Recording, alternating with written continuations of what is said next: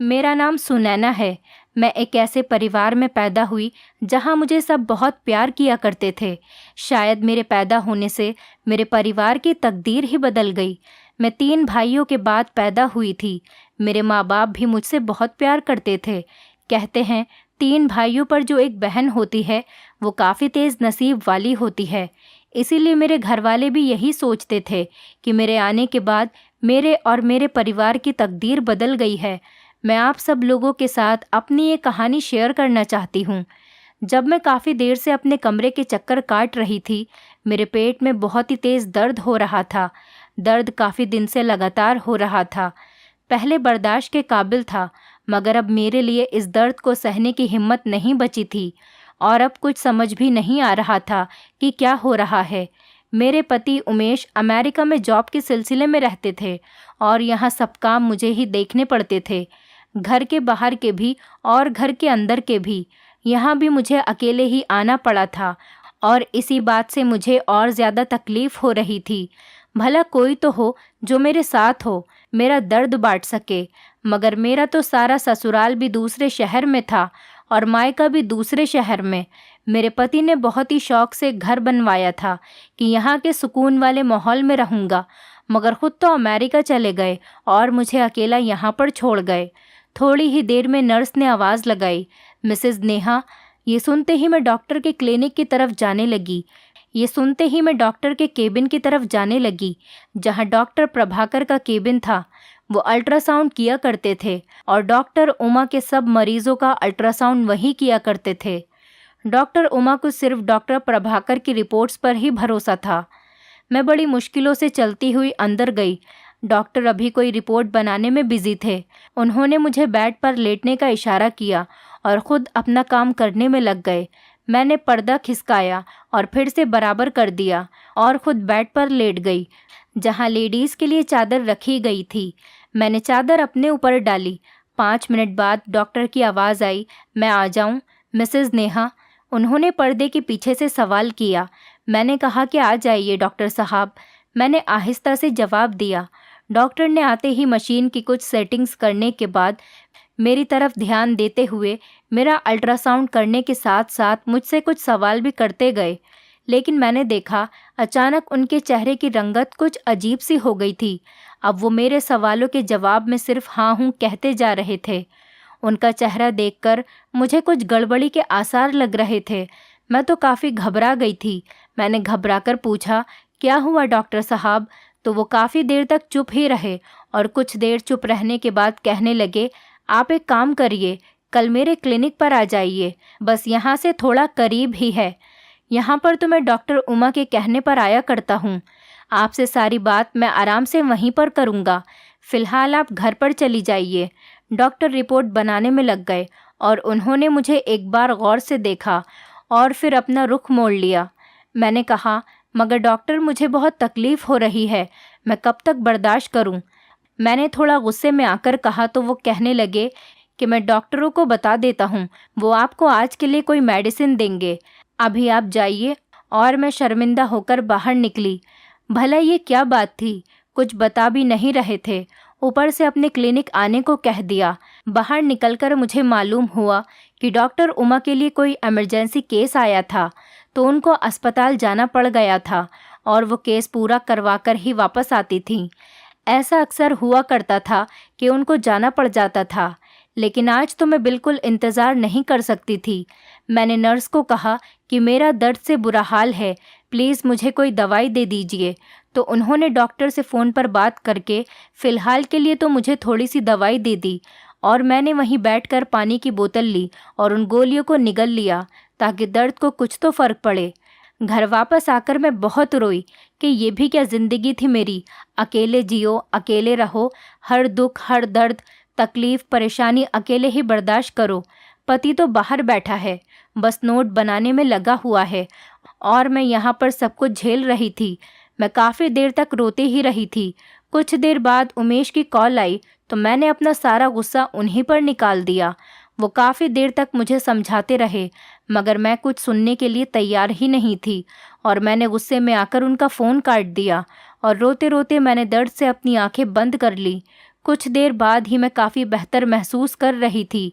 शायद दवाई ने भी असर कर दिया था, जो दर्द भी कम होते होते ख़त्म हो गया था। अब मुझे कल फिर से जाना पड़ेगा डॉक्टर प्रभाकर के क्लिनिक।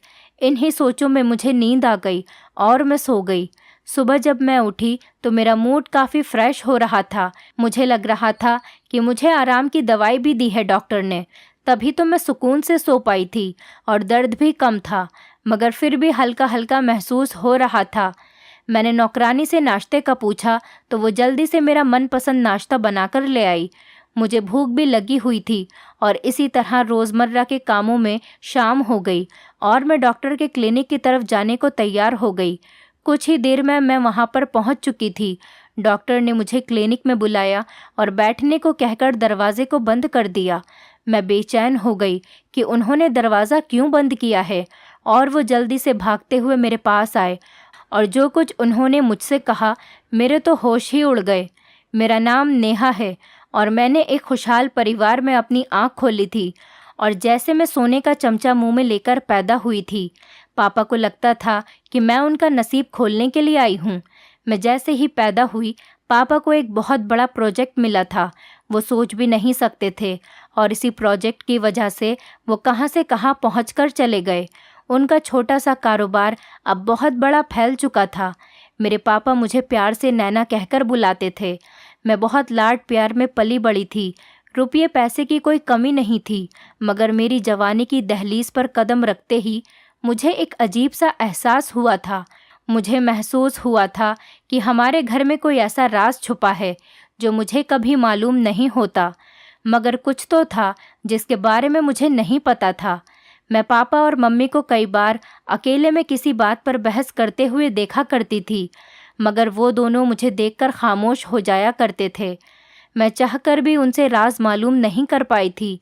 कॉलेज के बाद जब मैं अपनी छुट्टियां गुजार रही थी तो मैंने नोट किया, पापा के घर से जाते ही मम्मी ड्राइवर को गाड़ी निकालने का हुक्म देती और उसके साथ कहीं चली जाती थी।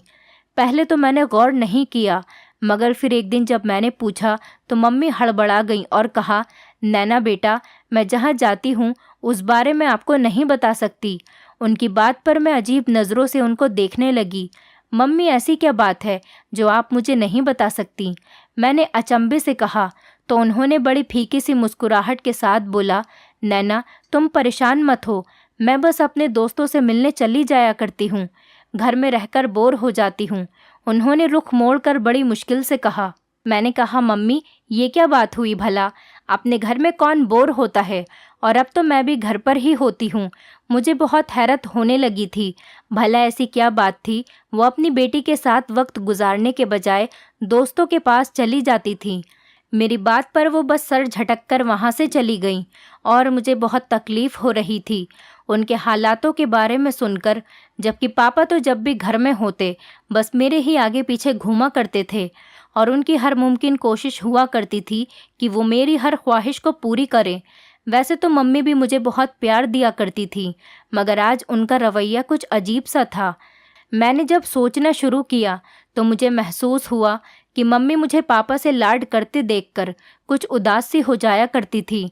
अब तो मुझे शक होने लगा था कि कहीं वो मेरी सौतेली माँ तो नहीं है, मगर ये कैसे मुमकिन था?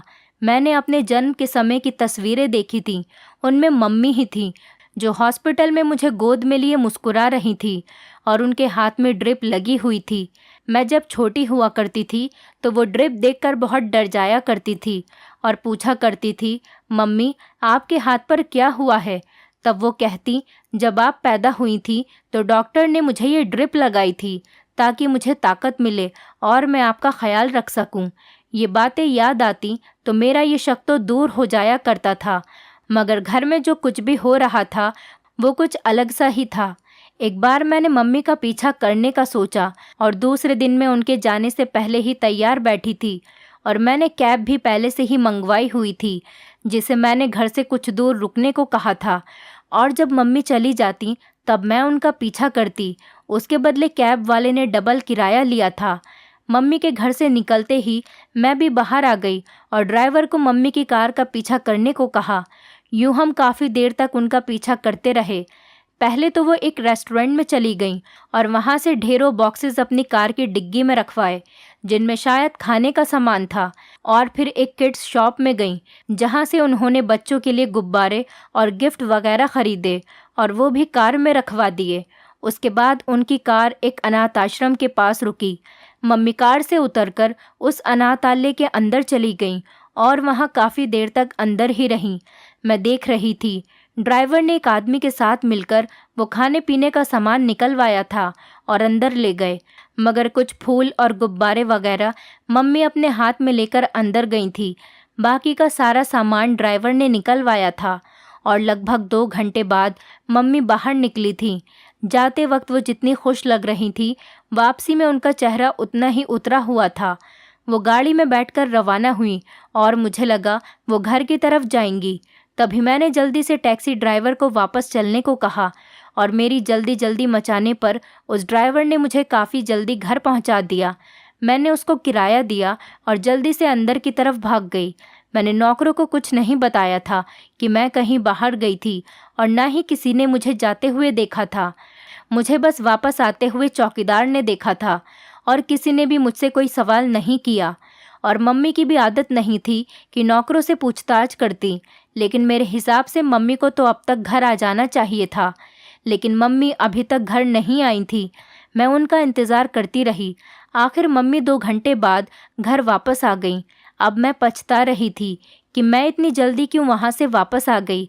मैंने मम्मी की तरफ गौर से देखा तो वो काफ़ी थकी थकी सी लग रही थी। मुझे बहुत अफसोस हुआ। मैंने उनको गले से लगाया तो वो मेरी अचानक हरकत पर हंसने लगी और कहने लगी, क्या कर रही हो? मैंने कहा, अपनी प्यारी सी मम्मी से प्यार कर रही हूँ। मैंने हक से कहा तो उन्होंने मेरा माथा चूम लिया। मुझे बहुत घबराहट होने लगी थी कि मैंने अपनी मम्मी को गलत समझा। वो तो एक अच्छे काम के लिए वहाँ जाया करती थी और शायद इसीलिए मुझे नहीं बताती थी कि कहीं उनकी नेकी बर्बाद न हो जाए। वो अनाथ आश्रम में बच्चों को खाने पीने का सामान और उनके लिए खेल खिलौने ले जाया करती थी। उन्हें वहाँ जाना बहुत अच्छा लगता था, लेकिन मैं तो अपनी मम्मी को गलत ही समझ बैठी थी। उस दिन के बाद मैंने उन पर शक करना छोड़ दिया। वैसे भी मेरी यूनिवर्सिटी में एडमिशन होने वाला था। मैं अपनी पढ़ाई के लिए बहुत सीरियस थी। अब मैंने आगे की प्लानिंग पर ध्यान देना शुरू कर दिया था। लेकिन फिर मैं एक रात जब पानी पीने के लिए किचन की तरफ जाने लगी तो मुझे पापा के कमरों से बातों की आवाज़ें आने लगीं। वो बातों की नहीं, हमेशा की तरह बहस की आवाज़ें थीं। मैं चौंक गई और मैंने दरवाजे पर कान लगाकर सुनना शुरू कर दिया।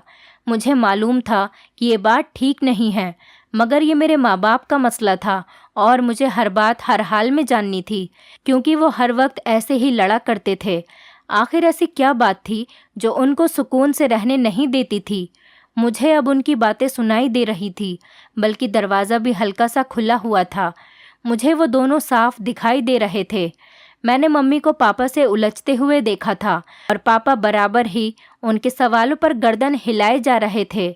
ये नामुमकिन है संगीता, मैं तुम्हें कितनी बार मना कर चुका हूँ। अब तुम भी ये बहस बंद कर दो। वो अचानक से गुस्से में आ गए थे।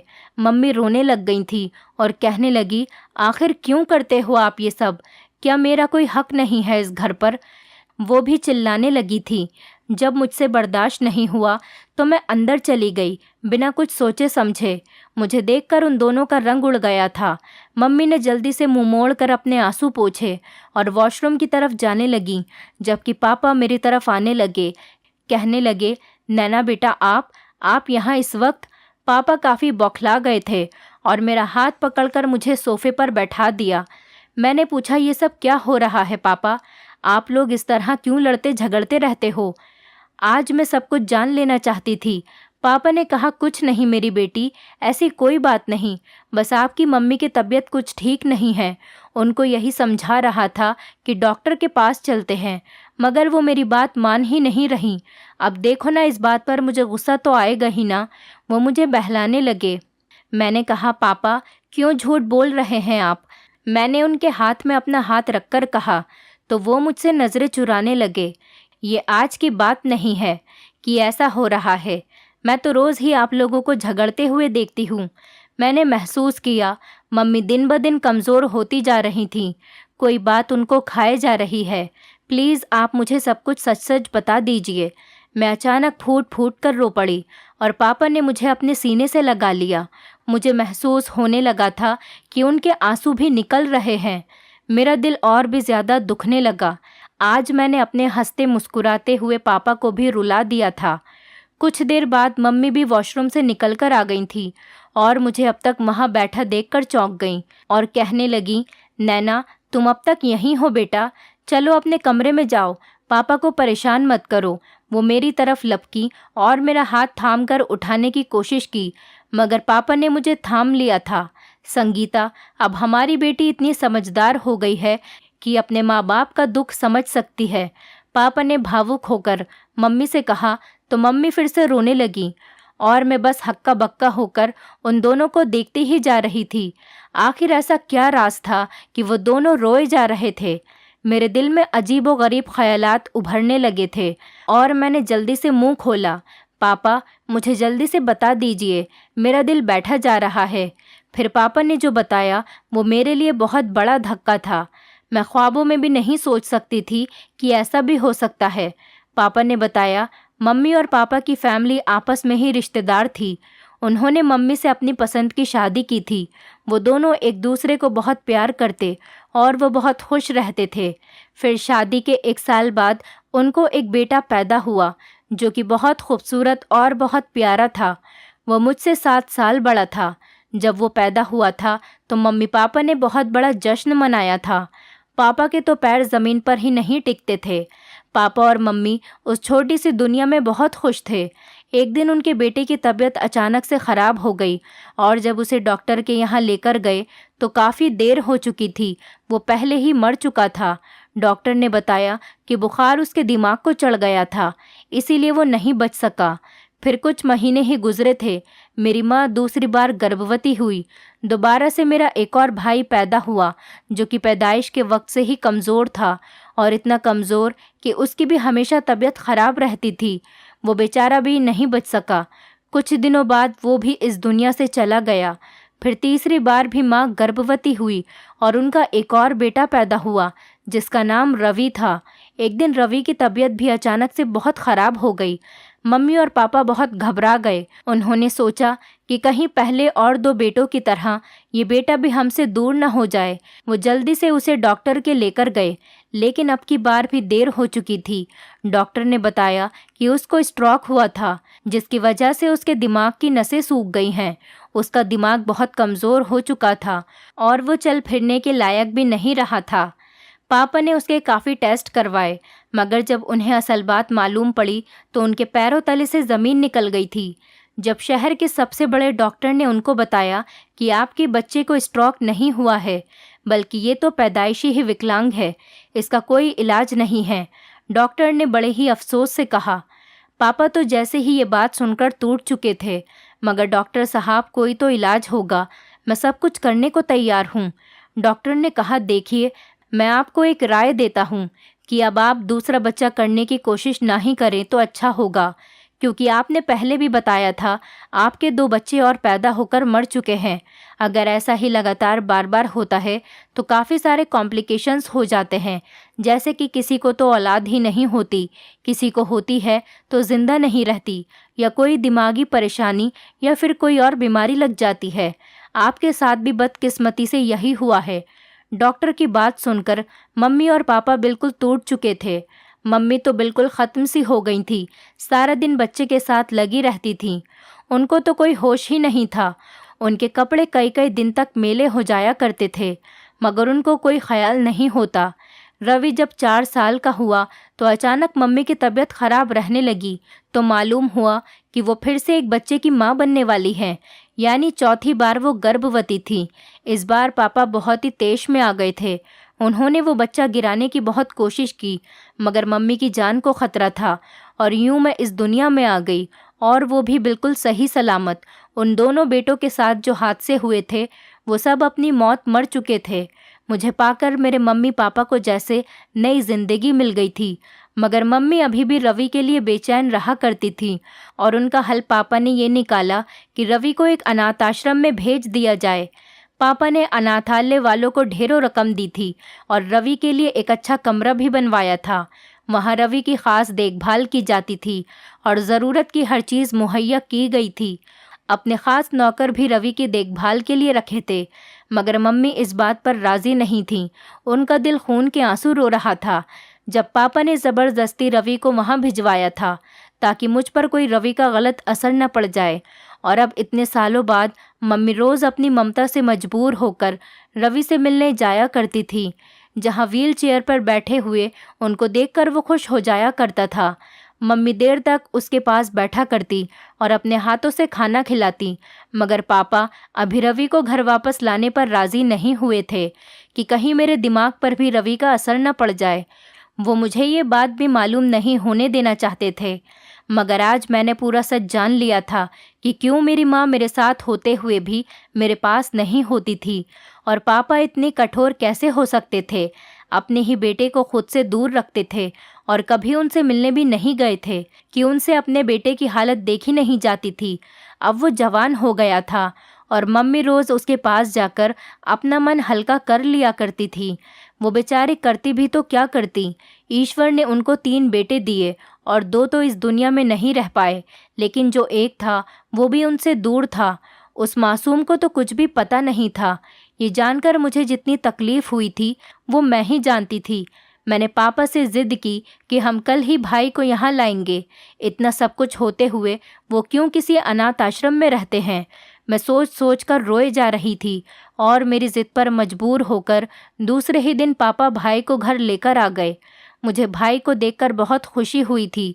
मुझे उन पर टूटकर प्यार आ रहा था। मैंने देखा मम्मी के चेहरे से खुशी झलक रही थी। इतने सालों के बाद वो अपने जिगर के टुकड़े को अपने साथ लाई थी। अब हम दोनों माँ बेटी भाई का बहुत ख्याल रखते थे। भाई में भी काफ़ी बदलाव आता जा रहा था। मैंने देखा वो पागल नहीं थे, बस उनका दिमाग छोटा रह गया था। वो खुद को छोटा सा बच्चा समझते थे और वो बातें भी किया करते थे। धीरे धीरे हमने उनको चलाने की भी बहुत कोशिश की। कभी कभी तो ऐसी बातें करते कि सियाने भी शर्मा जाएं। अब पापा भी खुश थे। मेरी रवि से काफ़ी दोस्ती हो गई थी। मैं रोज़ चॉकलेट लेकर आती तो वो बहुत खुश होता। एक दिन मेरा भी रिश्ता आया। वो लड़का काफ़ी अच्छा था और उसका घर-बार भी बहुत अच्छा था। यही सब देखकर मेरे पापा ने उमेश से मेरी शादी करवा दी। मैं उनको पाकर बहुत खुश थी। उमेश हर 4 महीने बाद अमेरिका से घर आया करते थे।